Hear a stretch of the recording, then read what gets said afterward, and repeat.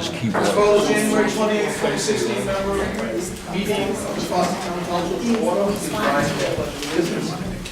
I pledge allegiance to the flag of the United States of America and to the republic for which it stands, one nation, under God, indivisible, with liberty and justice for all.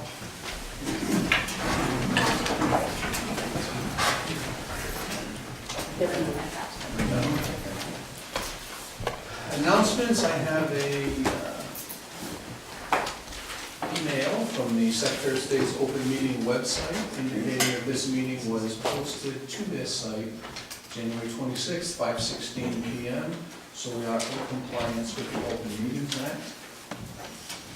I'm told that there is no one signed in for public comment. We recognize people to speak on agenda issues as they arise, should you desire to speak. There are no minutes to approve this evening. Move directly to warrants. Payroll warrant number 28. I make a motion that we accept payroll warrant number 28 in the amount of $31,680. Second. Discussion? All those in favor? Aye. Aye. Motion carries unanimously. Payroll warrant 29. I make a motion that we approve payroll warrant number 29 in the amount of $31,660.61. Second. Discussion? Hearing none. All those in favor? Aye. Aye. Motion carries unanimously. John, I'll be accusing myself on this one. Very good. General warrant 11A. I make a motion that we accept general warrant number 11A in the amount of $200. Second. Discussion? Hearing none. All those in favor? Aye. Aye. Motion carries 3-0, one recusal. General warrant number 12. Make a motion that we accept general warrant number 12 in the amount of $61,606.18. Second. Discussion? Yes. Okay. On page 1, there is mold remediation in the amount of $3,048.71 from Buildings and Ground. I was just wondering what building that pertains to.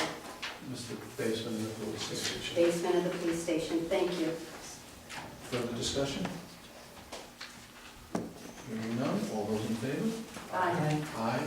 Motion carries unanimously. Monthly reports? We have, monthly reports. I make a motion that we accept the following monthly reports as presented.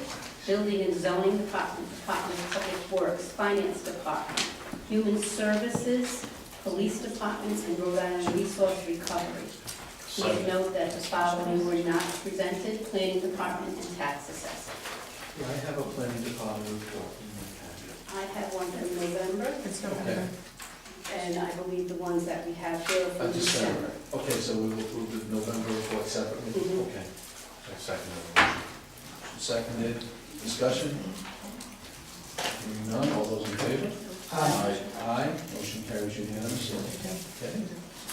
I would like to make a motion that we accept the November 2015 Planning Department and DPW report as presented. Second. Discussion? Hearing none. All those in favor? Aye. Aye. Motion carries unanimously. Quarterly reports? I have a question. The quarterly reports are for various quarters, I believe. Some are past due, some are current. So would you like them presented, the first 3 that we have are from various quarters. Would you like them to be presented individually or en masse? I think we can do them en masse as long as the motion indicates the quarter. Okay, We because can do it in one motion. 2 are for July to September, and 1 is July to December. Okay. So I make a motion that we accept the following quarterly reports for quarterly report including July 1st, 2015 to September 30th, 2015 which is the Forster Ambulance Corps and the Forster Conservation Commission. Okay, is there a second? Second. Discussion? Hearing none, all those in favor? Aye. Aye, motion carries unanimously. And I would like to make a proposal to, or motion to accept the Forster Land Trust quarterly report for July to December 2015 as presented. Second. Discussion? Hearing none, all those in favor? Aye. Aye, motion carries unanimously. And now all of the ones that are current and due this month. So we'll batch. I'd like to make a motion that we accept the following quarterly reports as presented. Forster Ambulance Corps, Board of Canvassers, Emergency Management Agency, Forster Center Volunteer Fire Station, Forster Engineering Board, the, what's this title now? Forster Home Repair Program, the Forster Land Trust, the Libraries of Forster, Planning Board Department, South Forster Volunteer Fire Company, Tax Board of Review, and the Zoning Board of Review. Is there a second? Second. Discussion? I do have a question. Okay. It appears that the quarterly report that we approved previously from the Forster Land Trust is the same one submitted. I didn't know whether it was a duplicate or if it's just that they kind of overlap. I think it's just. It was in both places because it had the third quarter, which That's what I was thought. overdue, and the fourth quarter, which was coming. That's what I thought. Thank you. Further discussion? All those in favor? Aye. Aye, motion carries unanimously. Mr. Franklin, you had a Yes. motion on a reorganization of the agenda. Yes, I would like to make a motion that we move the presentation of the home heating oil assistance check to Department of Human Services up to this point in the agenda. Is there a second? Second. All those in favor? Aye. Motion carries unanimously. Okay, so that everyone knows, the Freemasons Friendship Lodge number 7 will be making a donation to our DHS department. So I'd like to call up front here Bob Fontaine from the Freemasons Lodge and Carol Moreau from our Department of Human Services. And Eric Grist, if you wouldn't mind, who's our Absolutely. master? Everyone from the Freemasons, I didn't know right. And I'll turn it over to you to make the presentation. Sure. Just so everyone knows, my name's Eric Grist. I'm with the Friendship Lodge out of Patchett. And our Freemasons, one of our basic tenets is charity. And so we spend a lot of our time having events, raising money for, in this case, home heating hall assistance. We have a couple scholarships we support over at Pontiac High School. We also help out with food banks and things like that. But every year we want to make a donation. We did one up in Gloucester a month or so ago, and we want to do this one as well. So I'd like to present the check for $1,500 for food assistance. Thank you very much. Thank you very much for moving up the program. I appreciate that. Thank you very much. Okay, let's get back on track.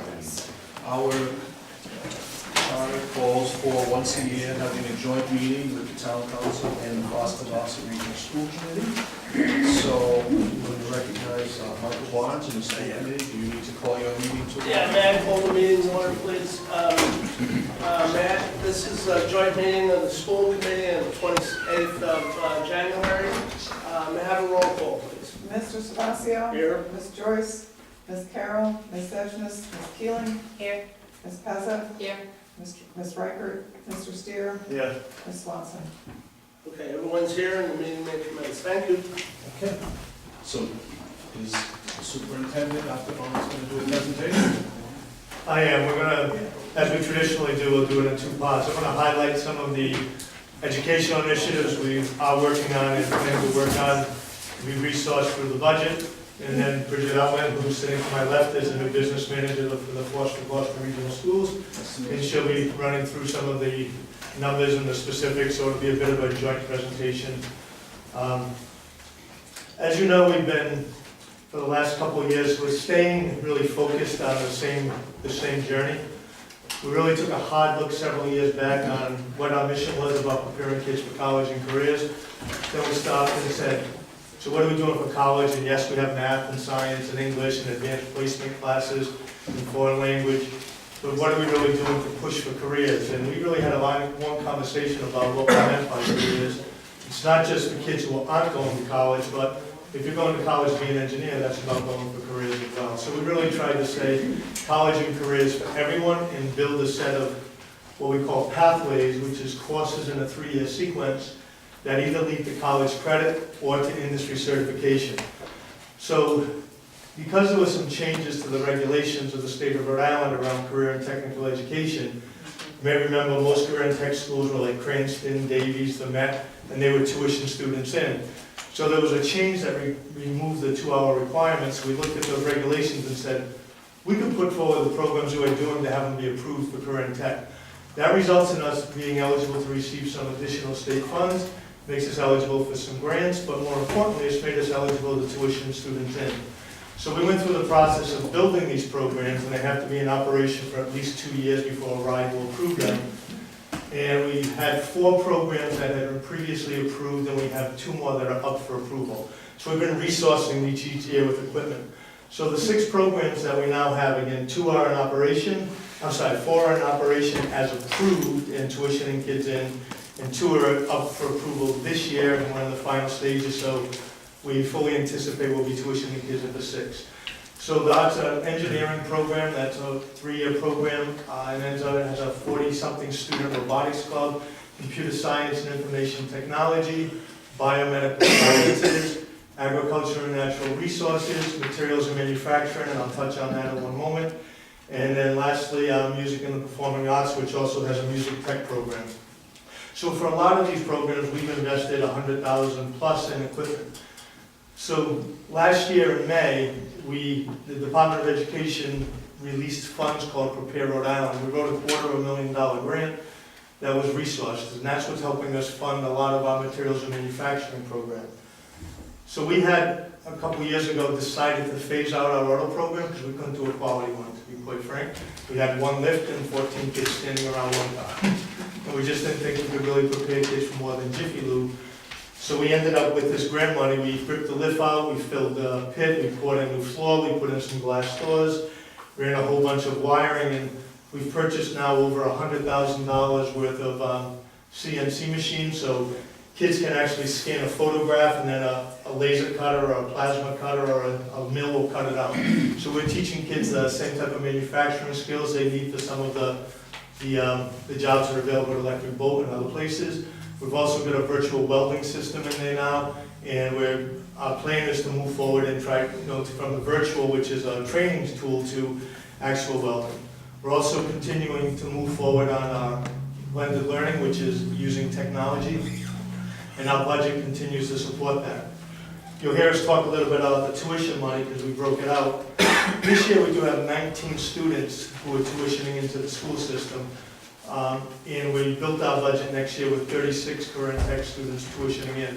And we'll talk about this in a little more detail, but that's a $657,000 revenue stream to the community, which is not small. That's not a small chunk of change. And we expect to be able to grow that each year.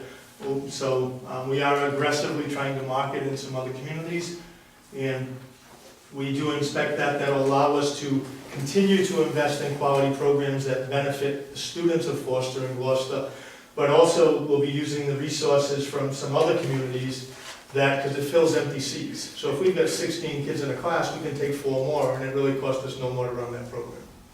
Because we're already paying for the teacher, we're already paying for the materials, we're already paying for the heat, so it's filling empty seats and giving us the opportunity to have additional resources. So this is allowing us to build some real quality programs in our school system without having a significant impact on the local voters. Again, as we're continuing the one-to-one, every child in grades 6 to 12 now has a laptop. And I won't go too into depth in that, but I'll say We're still working with our teachers on training, we're still working with pedagogy, using it well. But what we're really taking this approach to say, and I'll use this as the slogan, we've been always organized to teach proficiency. That's what we've been trying to get our kids to. And really personalizing has always been the challenge. So you've got kids in all different places, and the traditional model has always been one teacher teaching 25 children. So proficiency has always been the goal. And we have clear standards to do that, and personalization has really been the challenge, or some would say the strategy. So we look at blended learning as, quite frankly, the solution. We're able to break kids into different groups, so these kids can go online and read reading material at this complexity, and other kids who are advanced can move forward to some more advanced projects. So it's really giving our teachers a chance to do this with these group of kids around the same basic topic and something more sophisticated or less sophisticated with different groups.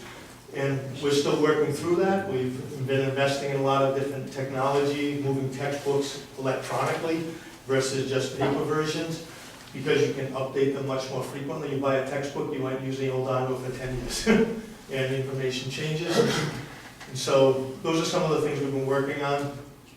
And again, technology is moving forward pretty well, but it's probably going to be another 2 to 4 years, quite frankly, before I think we're really penetrating well into all classes. We've got some really great early adopters, but some others who are still learning the technology themselves as teachers. The very last couple of things I'll say is we've also been continuing to try and push and advance on the facilities. I mentioned the grant, but we had also, just like we did for the Foster School, we put together a package for the governor's SBA funds. You may remember she released $20 million to improve some facilities. And those funds were supposed to go out as needs-based. And because they were supposed to go out as needs-based, we expected Providence and Kentucky and a lot of the cities would result in obtaining a lot of those funds. I think they had about $14 million. But we also recognize that it's a bit of effort to do it, and not every district would put in, and every district would be well positioned to do it. So we did submit on behalf of those communities, and we did have a number of projects that are being funded. And because we're a regional district, we're funded or reimbursed at a much higher rate than the elementary districts are. For example, the reimbursement rate in for Gloucester is mid-30s, and Foster is low 40s, and in the region is mid-50s. So that means that when we do a project at the region, for these projects we just do, 54% is being paid by the state of Rhode Island.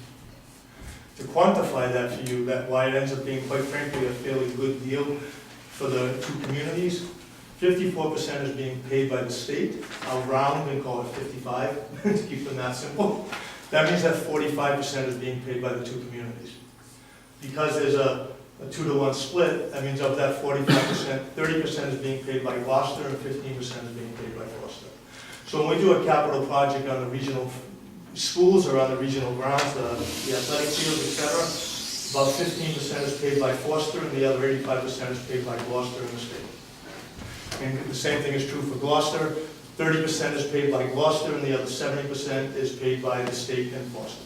So for the two communities, as far as the tax base go, it's a reasonably good return on the investment, or I should say a very small investment for the amount of return you're receiving. Most bedroom communities are in the 30s to low 40s, and so we happen to be, as a regional district, having a higher profit. If we were regionalized K to 12, our reimbursement would be in the 60s, but we're only regionalized grade 7 to 12. I'm sorry, 6 to 12. So that's just a general overview, and we do have into our budget the major capital projects we had this year, which is getting partly reimbursed by the state of Rhode Island, was the tennis course. That was the biggest item. We have a number of others, but we have we do own land across the street from the middle school. So our major capital projects to be funded for the next fiscal year and the fiscal year after that have to do with improving the athletic facilities at the middle school. So we are going to be reseeding and relooming the major field behind the school, which is where the septic system is. And then across the street from the middle school, we do own land. And we did have National Land Surveyor come in and do some site work. We dug some holes to get what the water table is. And we're going to be, we won't be able to fully fund it in 1 year, so we'll start some work and then continue some work in another fiscal year. But we're looking to put athletic fields across the street from the middle school. Currently, baseball, soccer, other facilities, we bus the kids out to other places.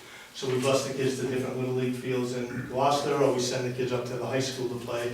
So we're looking to create some facilities in the community across the street from the middle school that will both be able to be used by the school, but will also be able to be used by the larger communities as well. In much the same way our tennis courts are used from kids 5 to 55, you know, in many ways. So we're just gonna talk a little bit about some of the numbers and walk you through the budget, but I at least wanted you to understand. Can I ask a quick question? The land you say that you own for the fields, is that across Route 102 or across Bellevue Side Street? Across Rustic Hill Road, so if you were to turn right on, or left, depending on which way you're coming from, It's onto across Rustic from Hill your Road. driveway. Correct. A little further down the road, so, for lack of a better term, if you were to come down the road, the middle school is in this quadrant right here. You go past the middle school, we actually own all the land in this quadrant, and on top of the land, we're looking to develop is across the street here. So I Road is a little bit down the road. If you just go past the middle school, there's a street that goes this way. We own the land all in this quadrant. And it is tiered, so you can get a pretty decent field, and then you would do some drainage, and then you get another level of field. And then down at the very bottom, there's some wetlands that we would have to stay away from, but it's a fairly large parcel that would do a baseball field, a softball field, and then a rectangular field for soccer or lacrosse, etc. And any other questions on the overall educational piece? And Bridget will run you through some numbers. And thank you for your patience as I just gave you a little bit, so I don't think they're trying to spend a lot of time. So you can see the overall budget for 16-17 is proposed at $24,969,000.20, which is an increase of $774,000 made possible by tuition revenue of $540,000, though we have a loss of about $138,000 of state aid. So we're using that tuition revenue to help offset some of our expenditures. We have housing aid reimbursement figures that were provided by RIDE, and that also includes some approximate figures for projects that we're going to complete this year.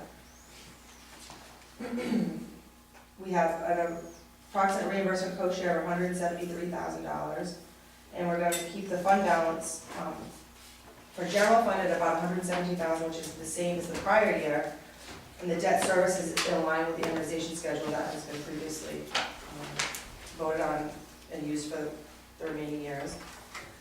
Then we have a small use of fund balance for capital projects, which, as Mike spoke about, is for primarily the middle school fields.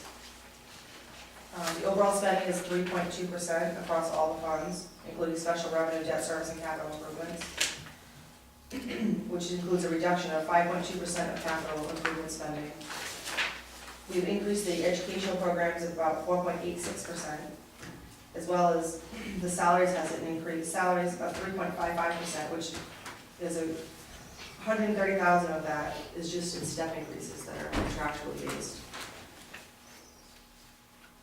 On the debt service for each town, we've calculated that on the 2013 adjusted equalized weighted assessed values, which is the latest figures that are provided by the state of Rhode Island. And there's so an overall increase of 2.97% in the budget for the region. And we've calculated the local appropriations based on an enrollment of 1,139 students, approximately 363 from Foster and 776 from Gloucester, but again, we're reviewing those to firm those up. And we have a significant out-of-district tuition cost expense of 24%. And that's about it. I don't know if anybody has any questions. Do you have the information about the percentage increase to each town over the last year? You said it's 2.97% overall increase to the region, at the region. And then 363 increase from Foster. What's that increase in percentage over what Foster paid last year? So because our regional budget is about 1/3, I'll be specific in a second, and our overall budget is about 3%. Foster is actually being advantaged this year in the student swing, so there's the overall 3%, and then that gets lowered a little bit because Gloucester has more students. So we're projecting, and she'll give you the specific, to be approximately 1%, or just a little under 1% on Foster.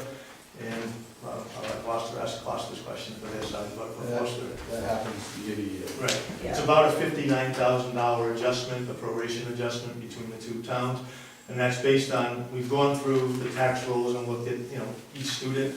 We'll do them again before the budget's finalized, just to make sure, but the numbers we're presenting you are basically taking the property addresses in Gloucester, the property addresses in Foster, and then looking at the student and say, okay, so Gold Mine Road, is this a house number in Foster, is this a house number in Gloucester, and et cetera. So making sure that, you know, where the town only existed, where the road only existed in one town, then all those kids were attributed to Gloucester or Foster.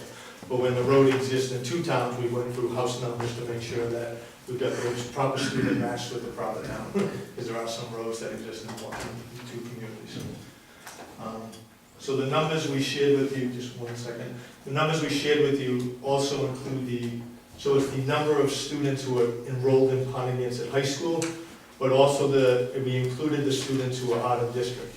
So for example, if a kid's going to Coventry Prairie Tech or to a charter school, and 10 of them lived in Gloucester or 10 of them lived in Foster, we did put 10 students in the appropriate buckets to represent the town. So, because ultimately, our budget that we're proposing to you includes the funds to pay for the out-of-district tuition. So we appropriate it to the appropriate town for how many kids who live in town are going somewhere else. So,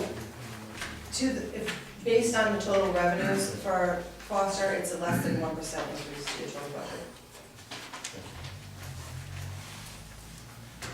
And that's looking across the total amount of revenue. Total amount of revenues. So the amount you raise from property taxes, the fees, et cetera, so that's looking at the overall revenue to the town, it would be less than 1% increase in overall revenues. We will sit with Kelly like we did last year, and basically, because when we presented the budget at the financial town meeting last year, we gave the specific dollar or percentage that would be for each town, and we did that by verifying that the two town treasurers were. So that all three, you know, we all agree on the same number if we're presenting the public.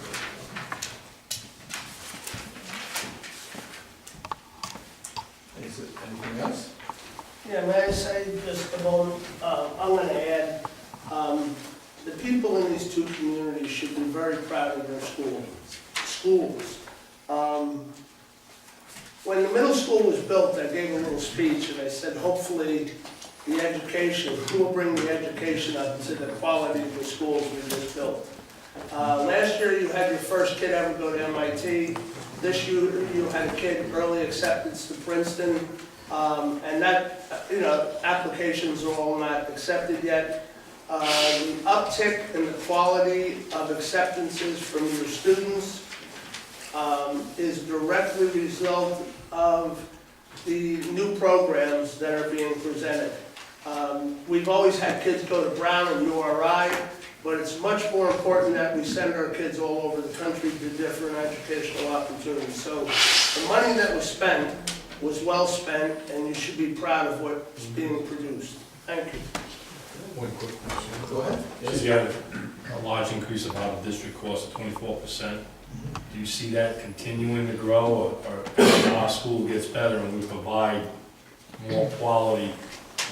So that increase is mostly due to special needs and some DCYF costs, so it does not even do with the programs that are being used. So an important point to make is, and I think then I'm going to come to one other point about regional school systems, because I do think they're both very incredibly important points. One is we're benefiting in this budget over about $650,000 of revenue from school choice, I'll call it, that parents are choosing to come here. And in addition to the current tech students I made reference to, this year we tuitioned in 6 Chinese students, and we're hoping that we'll retain that number and expand it for the future years, because they're seniors, so they'll go back, but we're hoping to replace them, to make our school a little more multicultural. But I want to be clear to everybody that school choice has a cost. And with school choice, it's a more expensive way to do business across the entire state. I'll quantify that by saying, for example, if I have 4 students come to my district from Situate, nothing changes in Situate. They don't have any less buses, they don't have any less heat, they don't have any less electricity, they don't have any less teachers. But what they do have is $72,000 worth of tuition cost to send children in. So that means they either have to raise taxes $72,000 to fund that, or they have $72,000 less for the children left behind. That's true for every single community in our state. So I know we believe in charter schools and tuition and all these other opportunities, but I want to be clear that those types of choices increase the cost of education throughout the state. These are the rules that are in place, and we're playing by the rules that have been established, but I just want to be clear that it does raise the cost of education. That's one point. The other point is to what Bridget said. The way the laws of the state of Rhode Island read, there's currently a state statute that says if DCYF or a family court places a child in an out-of-district placement, the district, last district of residence fully pays. So if you had a child here at a foster home or a child that was here for a period of time and may have moved out, the last district of residence pays. So we currently have 4 children out of district in $60,000 plus placements. Only one of those is by our choice. The other 3 were choices that the state of Rhode Island placed the child. That isn't how the law was always written.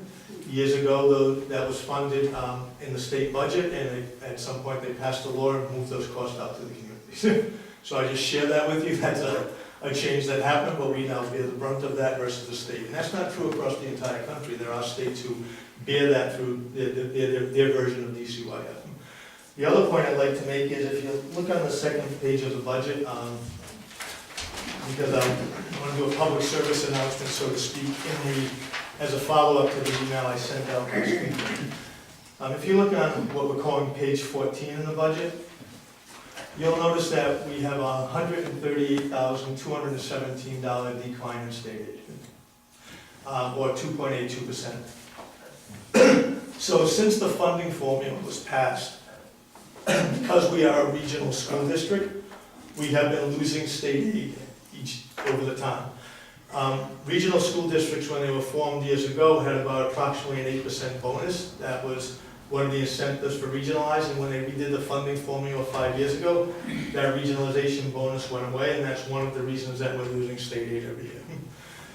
And partly in response to that, when the regional school districts complained, the state of Rhode Island enacted what they call categorical funds for transportation.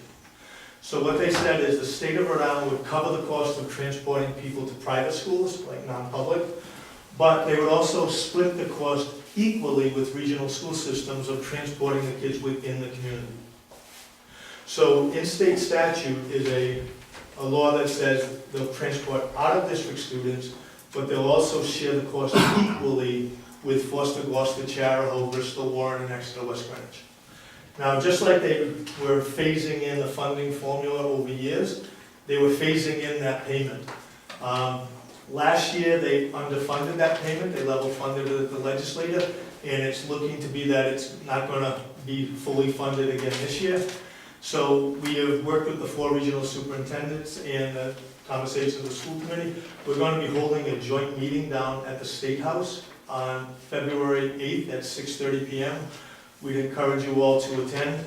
What we're hoping to do is form a coalition that it's the school, the school committee representatives, town council members, but our local representatives like Chippendale, Kettle, etc., because ultimately it's the state legislature that votes on that. And we feel if we get the representatives from the 9 communities that represent the regional school districts as a voting bloc to say, we're not asking for anything new, we're just asking you to fund what you've already put in law.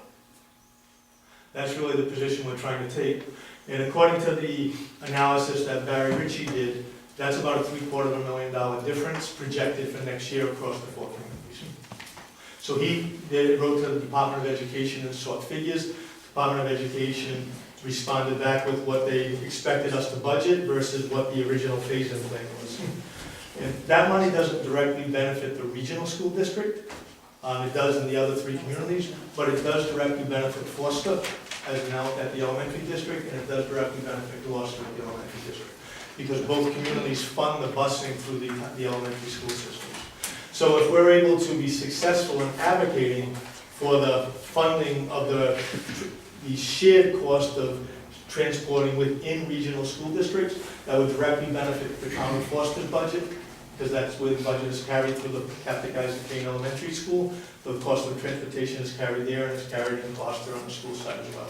So there is certainly an incentive for us to all speak with one voice, trying to advocate for the funding that was articulated in state law, but hasn't yet been fully realized. You sent that out in an email, I received the other day. Yes, sir. I didn't have a specific date when I sent out the first email. We did just finalize it. So I'll be sending out another email with the date and time, but you're hearing it hot off the presses, it's February 8th at 6:30 PM, and it will be held at the State House. And I'll cite the specific room upon which we're going to be meeting as well. So anything you can do to add your voice to this would be most appreciated.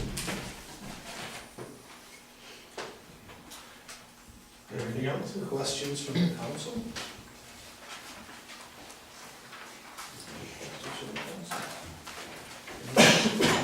One other quick question. So, Automac, you're not in the future thinking of bringing something like that back, or? No, unfortunately, like, for the record, I also put out on an open house we're running on Tuesday, February 9th. We are gonna explain our little programs in a little more detail, and we're gonna do a tour where we take people through the different facilities we've been working on. I'd encourage you to come. We did, as I said, we looked at our program, we could teach kids to change oil, fix a leak, replace a leak in a radiator. There's some things we could do within the program, but we just couldn't afford the sophisticated equipment to really do diagnostics. So we said if we're gonna have a program that's supposed to give kids career-ready skills, we couldn't really prepare them. It's incredibly lucrative to be an auto mechanic. I mean, you can make a really good salary. We just didn't think we could deliver that type of education, as well as some of the regional career and tech centers do. Some of them have 4 or 5 bays, so you can have multiple kids working on projects. So we've built programs that we think we can deliver of quality, and unfortunately we had to let go of some programs we didn't think we could do at the same level of quality. And one of the reasons I'm fairly certain that that specific program will not come back is that that's currently the materials manufacturing lab is set in. So we actually did rip out the lift, fill the pit.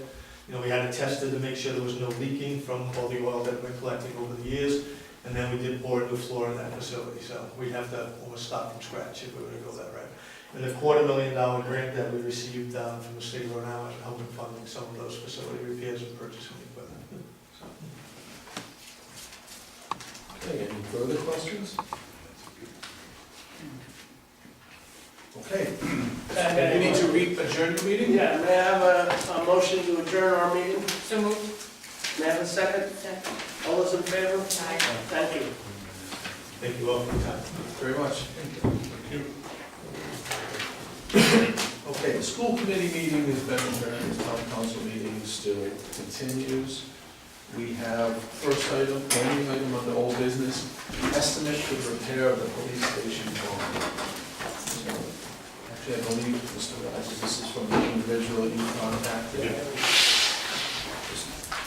Significant background information on what needs to be done attached. There are 2 estimates. Part 1, to simply stabilize the building, $9,532. And number 2, the second estimate, to restore the post and beam barn material. It's a complete restoration as opposed to the first one, just stabilization. Complete restoration, $97,370. So we had a previous estimate from Dick Colwell, who said at least 50,000 in excess probably, because he'd been out of business for a while. This is what we have. What is the pleasure of the council? I'm shocked that these numbers are what they are. I mean, No, not even.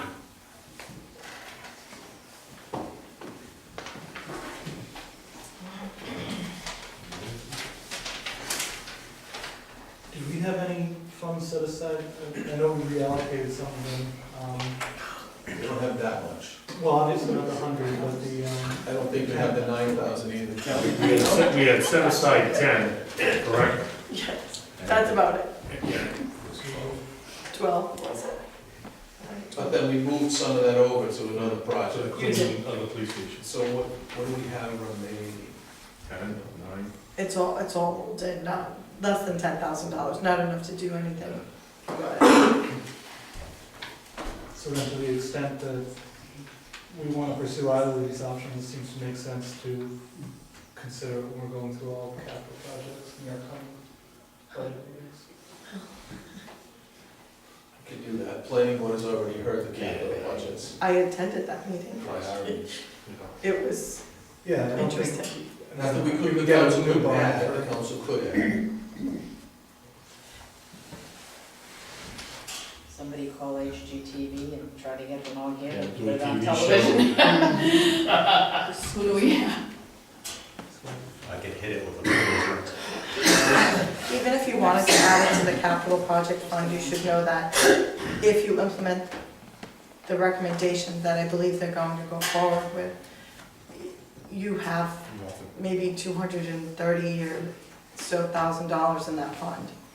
I wouldn't recommend that you go much below that. So, it would really probably have to be funded from operations. Well, It's an historical, Yeah. in a historical district, yeah, I mean, create problems. the best you can, the options are we do nothing that falls in on its own. Nobody's allowed in there now, or we find somebody that would maybe take it and take it apart and put it back together somewhere else, which is usually what happens. So it's not lost forever, at least we can't, we clearly can't repair it at $100,000 and throw in $10,000 at it just to keep it standing for a few more years to look at another $120,000 to fix it further down the line. The reason why I brought it up is that I wanted to make sure we had the numbers and we weren't just saying, hey, we turn a blind eye to it, so. Our capital is dwindling away for nothing, and to put it towards this, I don't see. So we've gotta figure out other options, what we wanna do. Maybe we wanna look into seeing if somebody can take it and take it apart and put it back up somewhere else. You know, at least it's safe. Chief? Yeah, and again, I brought up the money, I seen the money that was obligated in the capital budget, and again, I just bring up the condition of the police department next door, which is, and again, you know, substandard ADA, substandard, you know, police department substandard, building substandard, public building. And again, if anybody would like to come through and look at those conditions, I'll be there tomorrow morning at 7 o'clock. Yeah, and back on this, I think it's even really a hard stretch to find somebody that will put the effort into taking that apart and putting it back up somewhere else, because I've actually been in it, there's a lot of important pieces missing that have been cut out and removed from the barn.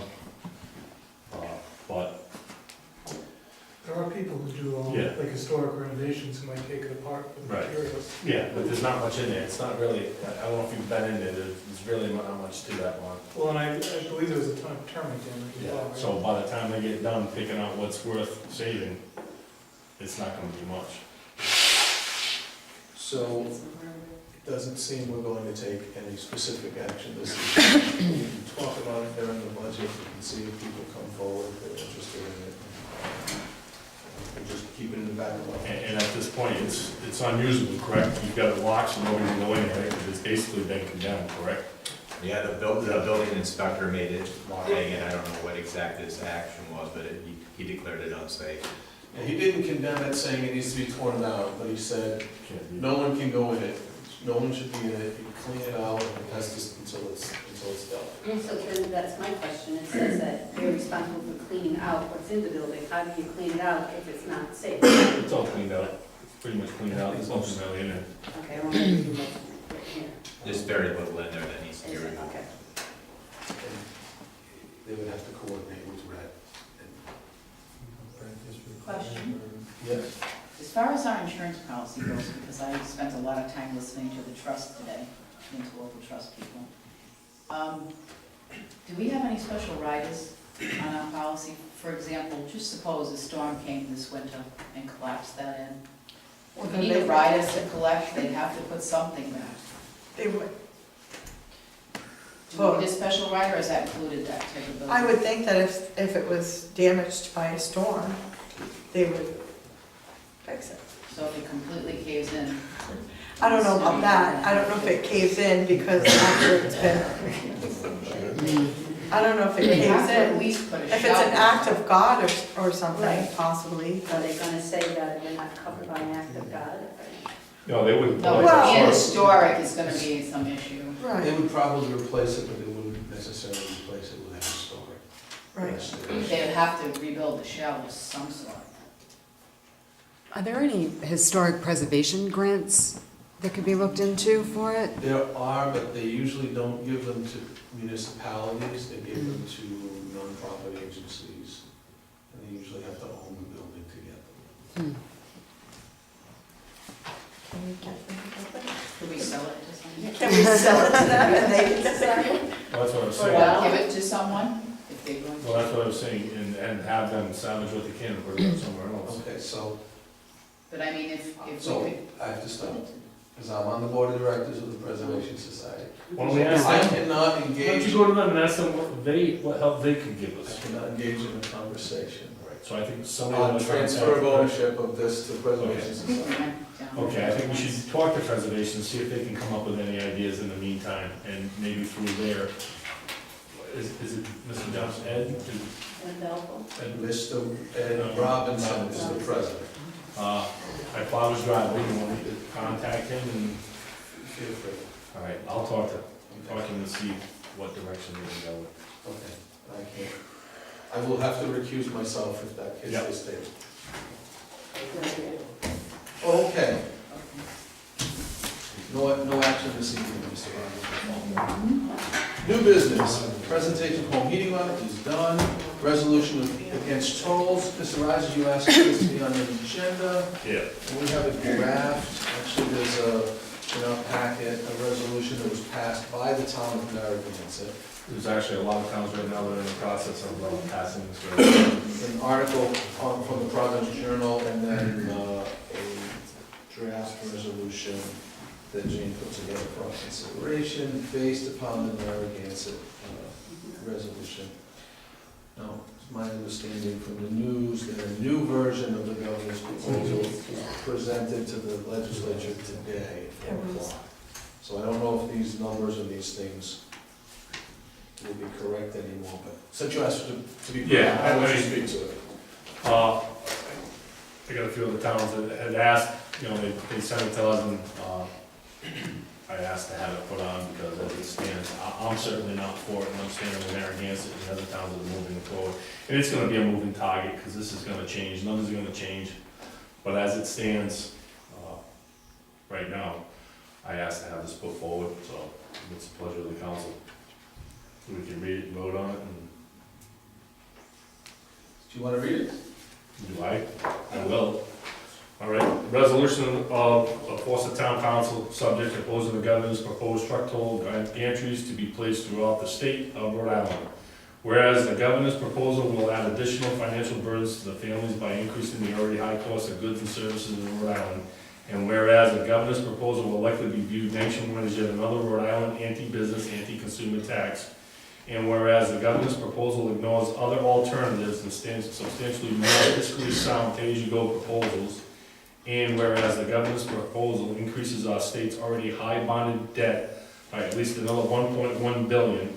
And whereas the governor's proposal is widely regarded as a gateway tax that will eventually lead to tolling of all vehicles. Now therefore, let it be resolved, the town council of the town of Forest views the governor's proposal as an unwarranted encroachment on interstate commerce and transportation that places additional significant and unnecessary burdens on Rhode Island businesses and consumers. We strongly encourage all cities and towns of the state of Rhode Island to oppose it and any other similar plans. Be it further resolved that a copy of this resolution be forwarded to our state delegation of Rhode Island League of Cities and Towns and to all Rhode Island municipalities requesting support in opposition to the governor's proposal truck toll gantry plan. This resolution was read, hasn't been approved yet, by the Forest Town Council on Thursday, January 28, 2016. So I will make a motion that we accept this resolution as read. Second. Discussion. Okay, discussion. From the council for, You did mention they were talking about putting a bill in tonight which pertained to, if it did lead to vehicles that would have to be voter approved. That hasn't gone from, it's just a bill, but nevertheless, everything that was mentioned in here is true. As trucks come in and they get tolled, it does turn down into the taxpayers. And they've already, I talked to Shady Acres. Shady Acres is completely concerned, and they asked me what I thought because a large part of their business is truckers coming down Route 6. They've mentioned it's a 50-50. They kind of took a poll at Shady Acres, and some of them believe they won't lose business, but some of them believe they're gonna bypass and go right up, because we're very close to 395, which, you know, they can simply go right around the state and into Worcester and around us, so that was definitely mentioned at Shady Acres, so that's one of the reasons why. Yeah. My thoughts is that they're gonna spur Yeah, us. so I think it will affect our fragile small businesses in town, and they're also concerned about it, so it's one of the reasons why I brought it up. I know that they talked about limiting the total cost for a truck to pass through the state to, I think, like $30. And with the price of gasoline and how much these trucks go through it, I'm not sure it's that much more efficient for them to completely bypass the state. And I think Connecticut and Massachusetts both have those tolls as well, so I don't think they'd be avoiding them. The other elements that I think actually lead me to support the governor's proposed tolls is just first the reality that our roads are completely a mess. And it does seem like at least a plan to fund repairing them. I know some of the alternatives that have been discussed, specifically the ones being put forward by the trucking companies, include just increasing the tax on diesel, which I think would more directly affect a lot more people than necessarily these higher tolls. You did mention that she said $30. It used to be $5 to go over the George Washington Bridge in New York City. Trailer truck now costs $80 to $100 to go over that bridge. It costs you almost $250, $300 to get to New Jersey and New York.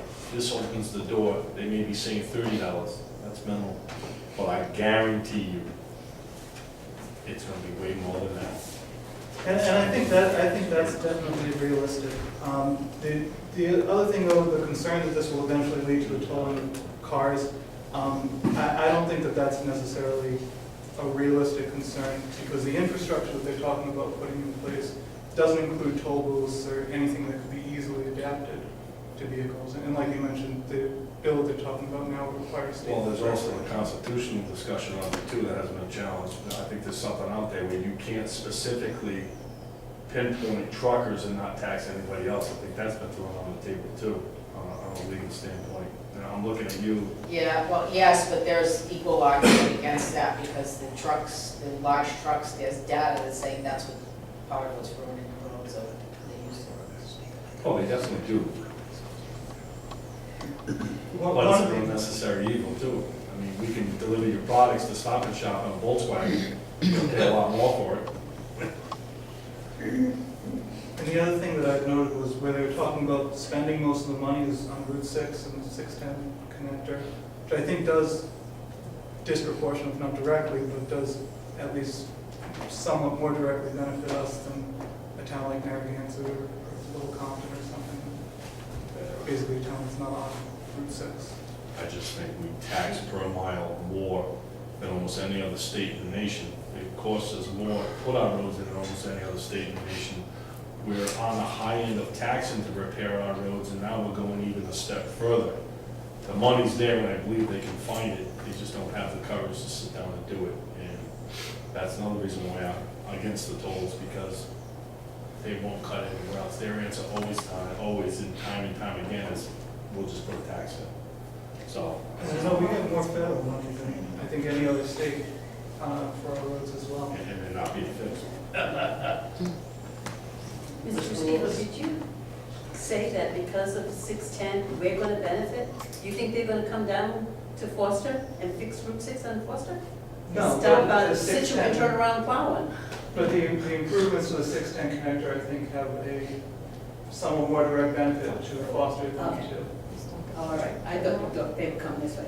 No, that's not. Okay, thank you. Mr. Samasio? I think Mr. Rogers is right, correct. If anybody's followed Quonset Point as a port, a deep water port, eventually, if you look at the infrastructure out at Quonset Point, the new roads that have been built, it's being used as a dump-off point for Toyotas and other things.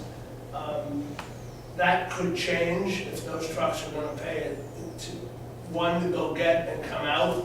Two, I think it actually has an adverse effect on Foster because 395, you can skirt Route 6 or 101, and then you're on 295 and you completely bypass, you don't need to completely bypass Rhode Island, you can use other avenues. So I think we could increase, may I finish? We could increase truck traffic through the town.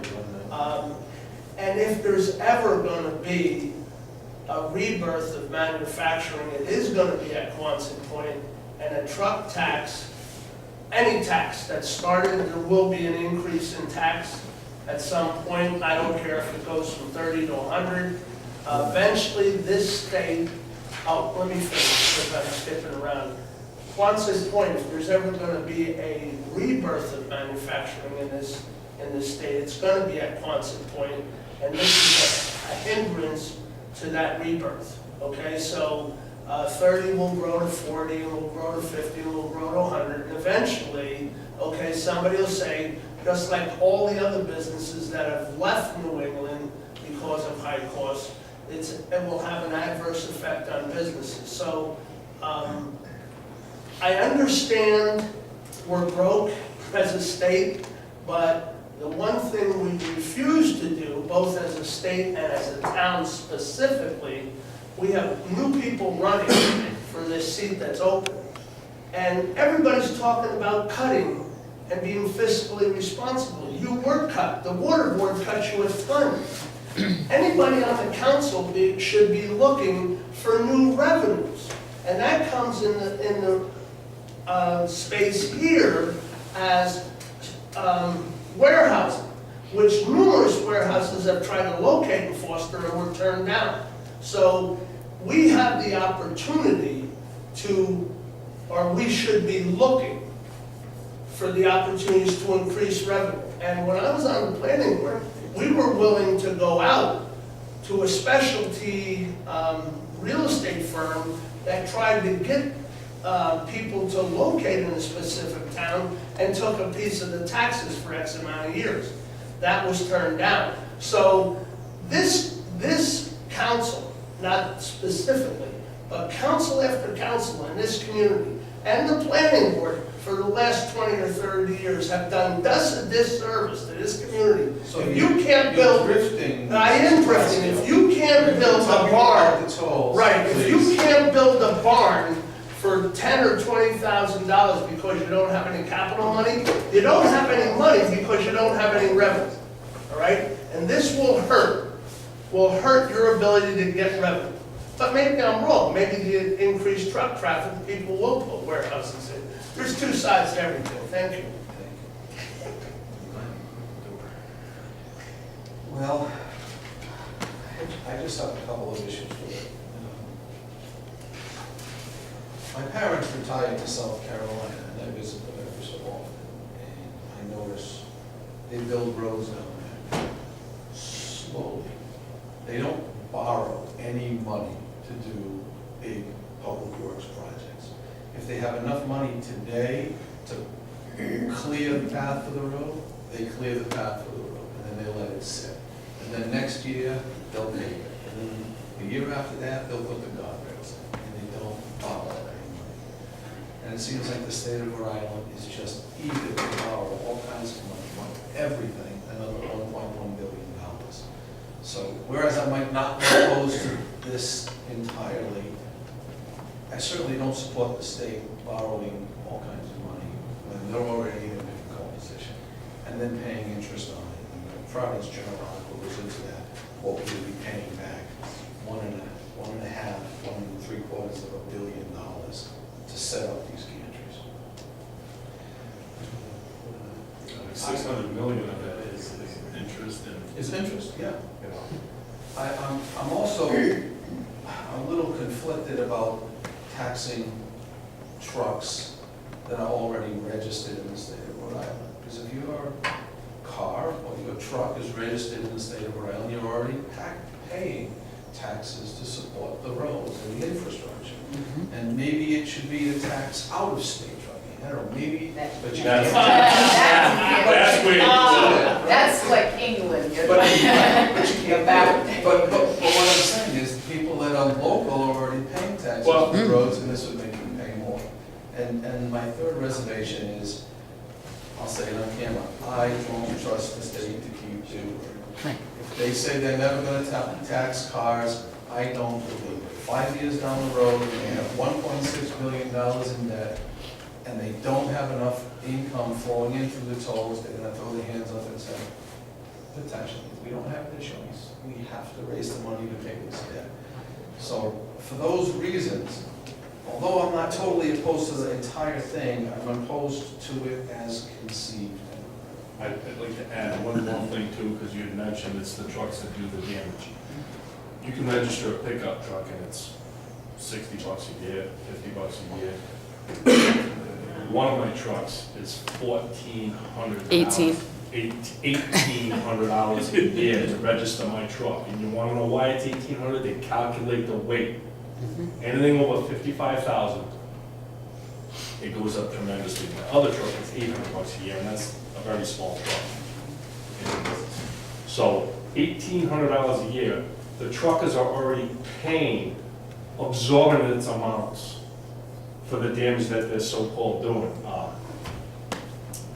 Well, that was partially my point. You know, so, and plus the fuel tax, the IFTA tax that we pay, it's that probably $4,000 to $5,000 for that truck on a road. And the truck is 27 years old.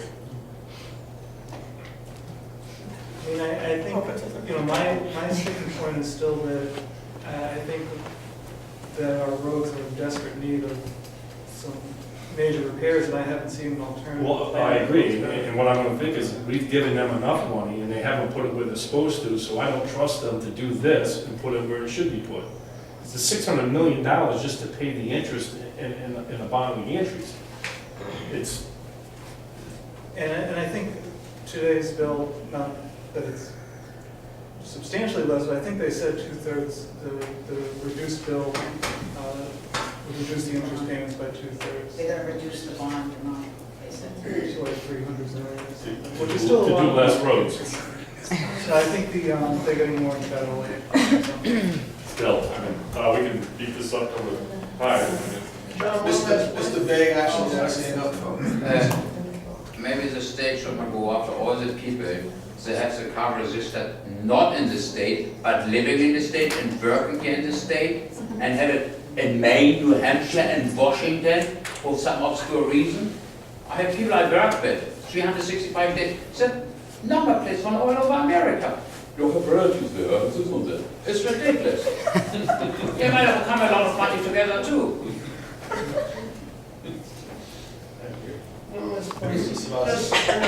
There's comments that the state isn't spending the money for roads, and I'm gonna the state is spending money for roads, but where they want to spend it.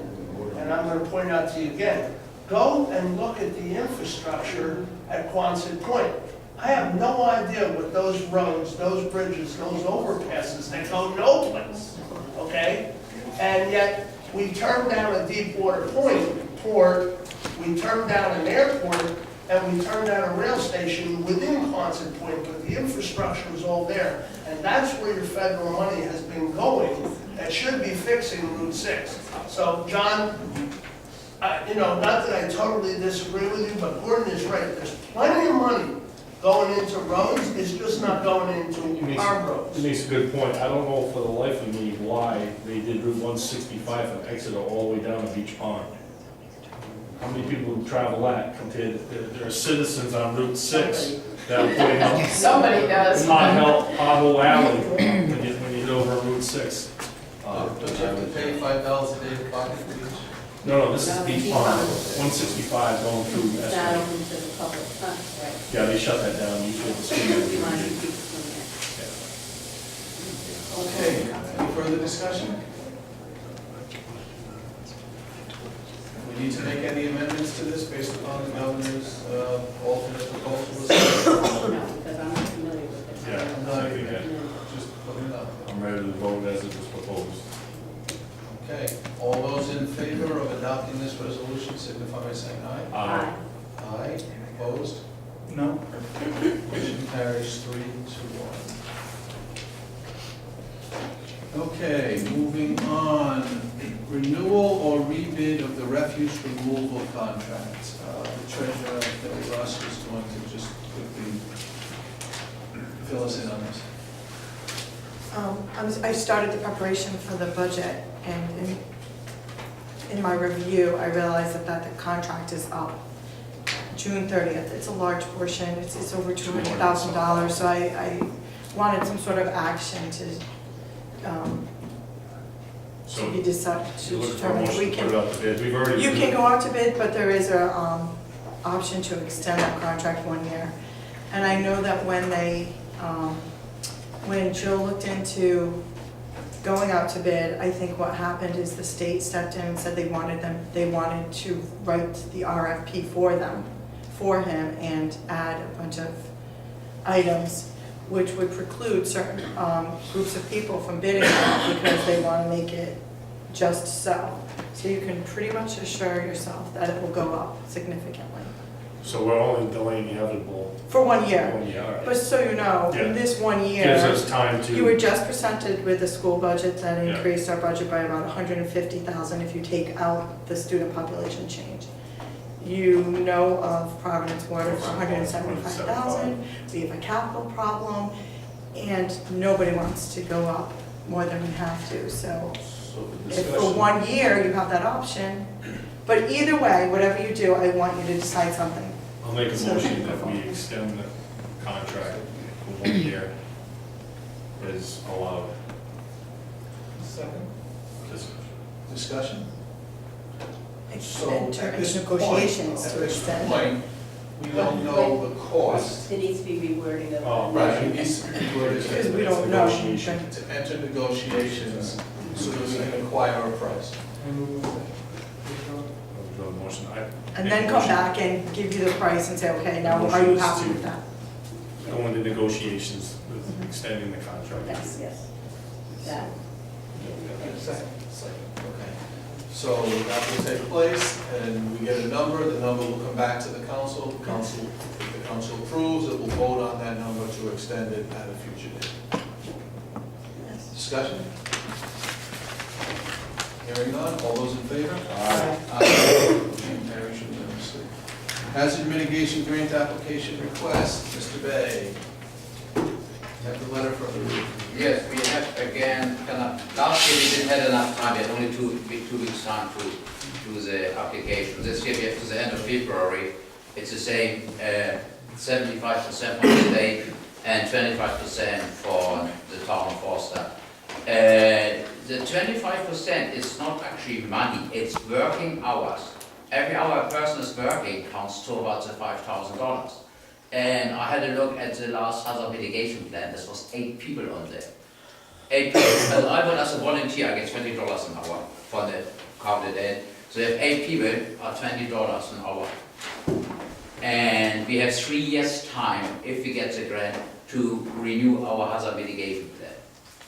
So theoretically, we don't need even any money from the town of Forster, it is only, I cannot just apply for the grant and when they're coming. So you need authorization from the council to go forward to apply for the grant, and our consent that our 25% contribution will be in-kind donation, not matching funds. Yeah, in my view, you have the DPW is in there, the police, the fire departments are in there, the planning board, and as well, so many people in there. When you look at the woodwork, it was 8 people or so. Kelly? I was just wondering who would be monitoring that? I just Who's Just gonna keep track of the hours? We obviously have to monitor this one. Who? who? We, the town. No, but who? Who in the town? Yeah, but who in the town? If you're gonna expect me to give you some sort of report, I kind of like to know it up front, so I Who's can gonna be prepared. catalog the hours? Is it Who's gonna be cataloging you? Is the it gonna be hours? Sharon, who's gonna do the paperwork and say, until they work 12 hours, I and think, Gia works the 20 town hours? planner, Yeah, she's There not is gonna do that. thing How set would up. she know that? She doesn't get time cards.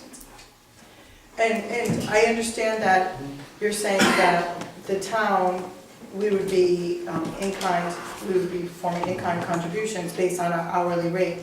But what would be, what's the volunteer rate? Like, they're very specific. When you go into, when you enter into an agreement with a federal government, for FEMA, for example, they tell you what the allowable volunteer rate is. You don't usually get to assign any rate that. So was it $20? Is It's that 20 the it's allowed rate, $20 or are for- we guessing, or? Sorry, it's $20 for me as a volunteer, and every other person, the amount this person earns in his job position. As a- And would all volunteers be $20 an hour? Yes, So, all volunteers, and then the police, whatever their hourly rate is. DPW, whatever town their planner, hourly rate is. yeah, the hourly rates of it. Now, the 20 grand, if you get it, where does that go towards? To rewrite the hazard mitigation plan, we need So, again, break that down, where would that money be spent to do that, in what manner? most will go to a company to write the hazard mitigation plan, like the last one. And our hazard mitigation plan is inspired since 2005. And we don't have a hazard mitigation plan in place at the moment. And with this one, we're losing out on money, on grants from the FEMA. My other question is, that's 20 grand towards it, what if the mitigation plan costs $40,000? We don't know what they're gonna cost. No, that would not be cost $40,000, but we have already a hazard mitigation plan, but we can use in parts of it. It is only one portion, it's rewritten. Like, the town has not changed, we still have the same hazard. I understand all that, but we don't know what it would cost us. In other words, an RFP hasn't been sent out to redo our mitigation plan, so we don't even know what it would cost to redo our plan. I was there when we did the first one, I was involved in that, I was on both sides of the table. So my question could be, we get 20 grand, we come up with 25%, whether it's this or that, and then we put it out, and it costs us 40 grand to do the plan. According to FEMA, normally it's cost more. Well, again, I don't know that, and you don't know that, so could we get some information on what these plans cost, so we know? I have no clue where to get the information, Mr. Rogers. On the other side, we have a deadline to the 28th of February. So again, you don't know if the mitigation plan could cost us 40 grand? No, it would not. Well, that was just a question I had. Yeah, no, it would not be. So now we gotta come up, we got 20, we're in that far, now we gotta come up with another 20 plus the 5. We just said we don't know the answer to that, so Yeah, but I it's a think, possibility. yes, but the last time, we paid just more, but the whole plan needed to be written last time. This time, we can already use part of the plans that already exist, and this makes it cheaper. No offense, but I've heard the same kind of stuff about comprehensive plans on the town. So, been down this road, it's the same thing. I've heard the comprehensive plan just needs to be a rewrite. And we're 10 years into it, and, and I've seen thousands and thousands and thousands of dollars go out the door for a comprehensive plan that should be done next week. So, that's why I'm cautious about these questions. I know we'll get 20 grand, and we gotta come up with 25% of that, which is 5 grand. But what's it gonna cost us to redo it? We don't know the answer, so I'm asking, as an EMA director, can you call other communities and find out what it's cost to redo their plans? Because I wanna know what the total end is gonna be. Okay? That's just my point. Okay. I'm not against this, I just like to punch in all the numbers. Yeah, you can ask Gloucester, but they pay roughly same size community. Gloucester? Gloucester? Yeah. Gloucester? Yeah. Since you had? If they've done recently, yeah. Yeah. So if we don't do this, if we don't grant this evening, the next meeting of the council is not until February 11th. If we grant consent on February 11th, does that give you enough time to get? It's, we have to put it into the 28th of February. 28th of February? Yes. So does that give you enough time? Yeah, Juliana is already working on the paperwork. For the grant application. So if I get the okay, I can hand it in straight more or less to the end of the month to FEMA, every month, Okay. So. end of February. So just to be clear, if we table this till the 11th, and grant consent on that day, that you will still have enough time to put in for the grant, and you won't run out of time. No. Okay, also Gloucester situation, Whichever ones, yeah, comparable that I've done recently in the last 5 or 6 years. Let's use, You know, we don't know what they have, you know. yeah, no, I understand. Do you have a listserv for, the emergency management agency? You know, like on the computer, you're gonna email a bunch of people. Do you have a listserv of all the Yeah, I have. MA directors and I- assistant directors? Yeah, Maybe you could just shoot out an email saying who's done one recently and what does it cost you? I can get in contact with Rima, and they know what they paid. Great. With the person who's responsible for the grant, and the rest you can, now they know what they paid for the grant, for their other mitigation. And a lot of times what we find out is only one company in the state that does these. A lot of times we run into that, and they can pretty much ask anything they want. Just the audits in the town run 30, 40 grand. Kelly? We did receive FEMA money for the bridge that we've been waiting for about over a year, within the last few weeks. And we recorded a receivable of, say, 120,000, I'm shooting that out, it's not exact. And we received maybe 140,000. So we do have some money from FEMA that we could allocate this year that we received towards it, if for some reason it was over the allotted amount that you can get from a grant. Especially because it's related to emergency management, it's FEMA money, and it's to keep us in compliance so that we can continue to be eligible for future FEMA programs. We could still wait until we Yeah. get. Oh, definitely, Yeah. I'm just saying, if worse And we comes can to worse. punch everything together and know what it's gonna cost us. It's just, for me, not knowing what that's gonna cost on the other end. A lot of times the FEMA people that you're talking to are either in Boston or they're temporarily set up here and they don't know. No, I'm talking, the grant application goes into Rima, to Mrs. Jessica Right. Stimson, and she looks through the grant and then she submitted it to the FEMA. But the FEMA people that I'm telling you maybe 20,000 may not be anywhere around here at all. No, this was We've a, dealt with them with the bridges and getting money. but it was a person from the I Rima. understand what you're saying. Yeah, so, but what I say also is, we're losing out, we don't have the other mitigation plans, some other plans in place, we're losing out on money, what you could get from the FEMA and Rima for repairs and other things, and emergencies. Okay, so if you can try to get that information for us, we'll just carry this to our February 11th meeting, our first February meeting.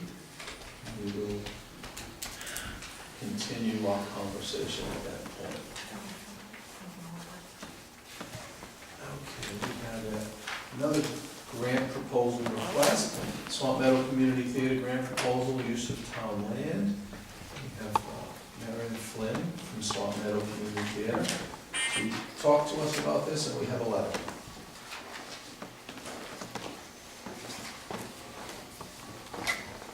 Good evening.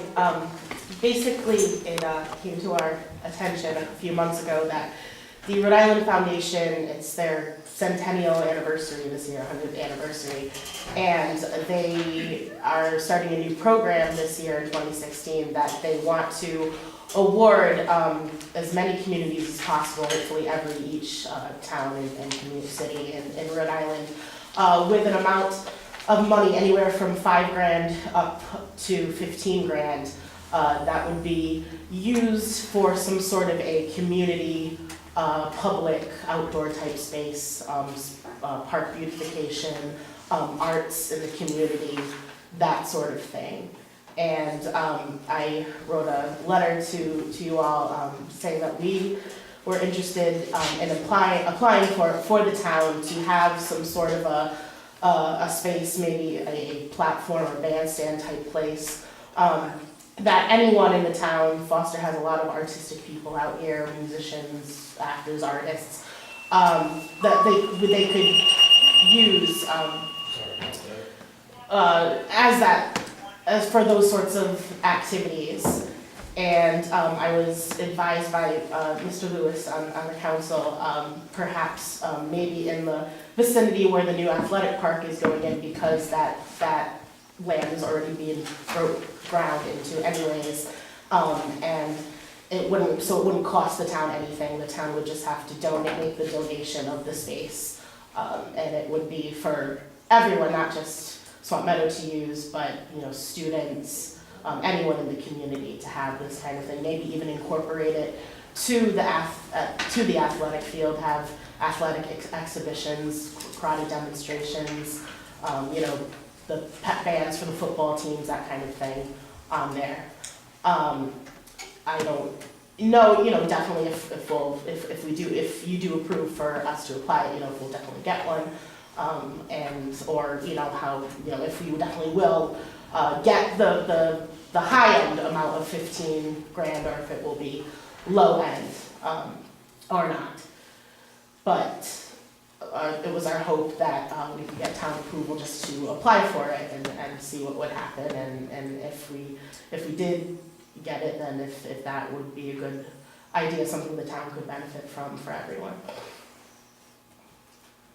Okay, when she first contacted me about town land, we went over and had a conversation about all of the land that the town owns. The Nike site, which didn't seem reasonable. At the fairgrounds, they want to consider putting a roof type thing over the existing stage, which didn't seem reasonable in front of the townhouse. Right. It's really not space at Woody Loudon, and Green Acres isn't really adequate because it's so close to the wetlands and mostly parking lot. And the only parcel that the town owns that seemed appropriate for this would be over near the new rec field. There is space there for it. We looked at the map. There is space that would not displace the original plan, the parking lot, the Little League field, and the soccer field. I think they would work together. They would enhance each other, and I would support this, allowing them to go forward and apply for this grant and then construct something over there that both the town and Swamp Meadow and the school and everybody can benefit, like we do with the stage in front of the town.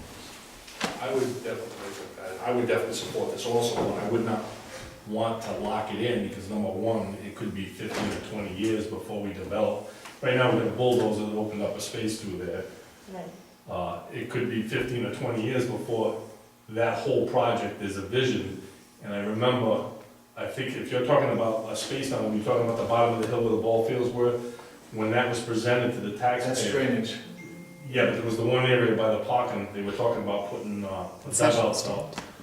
When that went to the public and the engineer put it on, it was part of his taking back from the citizens' talk, was putting dugouts and stuff there for the, or like a habit, the Gorham Field, you know, where they sell Yes. refreshments and stuff. Oh, a concession? Concession stand, that's what I was looking for. That appears on the plan Okay, already, and okay. this would be in a different location. My thing with this is, if this is just held to that piece of property, in 20 years from now, or 15 years from now, it isn't built yet, because we don't know, I don't know what's going on there yet, other than I seen a bulldozer plow an opening in. To me, when I look at it, I'm in construction, and the people that are working on it are 2 or 3 people, and what's there is gonna take years if it stays in that path. So I'm for it, but I'm not totally 100% in agreement with your theory that that's the only place we'd be able to go. Does the grant application require you to pick a spot? I'll have to review it, I don't think specifically you had to. Because my note is here, how long is the grant to be held? Because if you get the grant, Yeah, I that's a know, specific it's spot. kind of- So that's what I have here, is a note, how long is the grant held? So if we nail it to a specific spot, you know, you may get 5 or 6 years of service out of it, maybe at Green Acres, because you know what, in 10 or 15 years, Green Acres may be the new area where everybody goes, you know? I've been here a few years, and each year, that area gets a little bit more attention and more events at the church, more events at the Granges, you know, so I would not like to lock this into a specific area. I'm for it, but one area is not even developed, and we don't know when it will be, so that's my concern. So you would support allowing them to go forward, Yes. applying for the grant, As long as we didn't have to Authorizing lock in a them to- specific Right. location? It Okay. doesn't stop anything, it gives you options. Okay. constructed on town property at a location to be determined. To be determined by whom? It has to be determined by us. The town council has to approve allowing any That's how it works. construction Joe. on town. Marion's going to decide which one. Mr. Sabasio? Yeah, not against this at all, so don't get it wrong. We own, for the first time in ever, we own a piece of property. We should have bought a lot of property before this. And all of a sudden, we own a piece of property and everybody's looking at it. I've heard the library looking at it, and you've heard that, John. Oh, you haven't? No, Oh, I'm okay. not denying. All right, so, I think, in no way I'm against this, but I think you ought to really get a real plan for the piece of property first, okay? That's- I'm sorry? I believe that's what Gordon is saying too. Yeah, I'm in a gonna different address way, that, I'm yeah. gonna address that on the future agenda items. Oh, I'm sorry, Yeah. okay, all right. Okay, so. You made that motion, Yes. so you want to second it? I will make that as a motion to authorize Swan Meadow Community Theater to go forward with the grant. The town is a partner, there's no matching funds or anything. For construction of the performance amphitheater stage. And a location on town property to be determined. Second. Discussion? The way you worded it, you're saying that the town is going to construct it using the funds? Yeah, it would be paid through the grant, so it wouldn't Right, cost but the town is it- anything. The way, I wasn't sure, when I heard you saying it, I interpreted it that the town will construct it using the No. funds from the grant. No. It's Town going will to determine construct it, where. et cetera. The town would determine where it goes. Thank you. Right. And that is, essentially, that's our contribution, the location. But ultimately, once it is constructed, it's the property of the town. Of the town, It's not yeah, property of right, Swan right. Meadow. So it's for anyone, it's not. Yeah, thank you. But there is a spot on the grant application, which I looked at, that has the primary, which is Swan Meadow. Mhm. And then there's a supporting applicant, which I think should be, that's why I said, with us as support, should be the town of Foster, because we're Benefit. going to be giving the land and benefit. We're not giving it, we'll still retain ownership. Mhm. Allowing. Space. So that's my motion. Thank you. And it wasn't necessarily, I just wanted to say that me or anyone from Swan Meadow had Google eyes over any piece of property in the town. This was how I was advised, so I just want to make that clear as well. All right, thank you. So, did you second? No, I do. Gordon. Okay, Gordon second, okay. Further discussion? Hearing none, all those in favor? Aye. Aye, motion carries unanimously. So the grant is due on February 12th. Yeah. If you need anything, feel free to contact me. Thank you very much. It's much appreciated, thank you. Thank you. Good luck. And then we'll have to come back again to locate it, to site. Right, yep. All right. Proposal from the police chief regarding part-time dispatchers hourly rate. We have a letter that she put in front of us this evening. Dear council members, I am requesting an increase in the hourly salary rate for the position of part-time dispatcher at the Foster Police Department. This is a non-contractual position and does not include any other benefits such as health care, etc. The position has not realized an increase in over 7 years. It is my belief that in order to attract and maintain qualified personnel, this increase is necessary. A part-time dispatcher position is an integral part of the department. The responsibility, reliability, and professionalism that are expected of them should be recognized. The current hourly rate is paid at $14 an hour. I am asking for the increase to be raised to $16 per hour.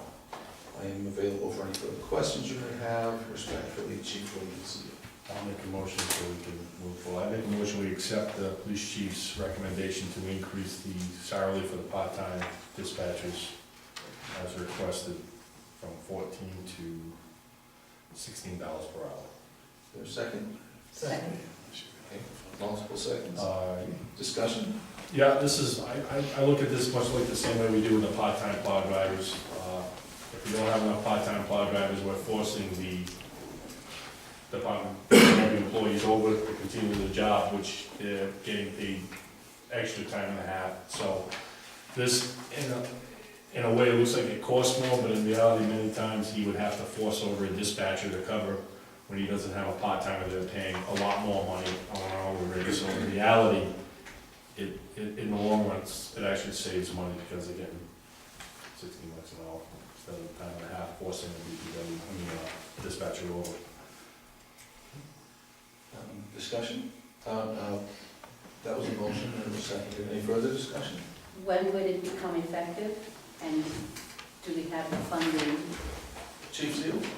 Yes, I spoke with the treasurer, and we do have the funding. The only thing I do request is because of the holidays, you know, looking at the budget, and because of the holidays and the previous meetings, I didn't get this letter in time, just request it, and I already spoken to the treasurer about it, request it be retroactive back to the beginning of the year. Calendar or fiscal? Calendar, To January 1st. yes. What's the dollar amount on that? It's not substantial, a couple of hundred. It's, yeah, it's $32 a weekend. All right. For two. Thank you. Okay, so since that's not in the letter, can we get an amendment to the motion to make it retroactive? If that's the pleasure of council. I make an amendment, or You can. we need an amendment to make this, amendment to the motion to make this retroactive from the calendar year, January 1st. Is there a second? Second. Discussion on the amendment? All those in favor of the amendment? Aye. Aye, amendment carries unanimously. Further discussion on the main motion? Hearing none, all those in favor? Aye. Aye, motion carries unanimously. Okay. The next item, I'm actually gonna ask to be tabled.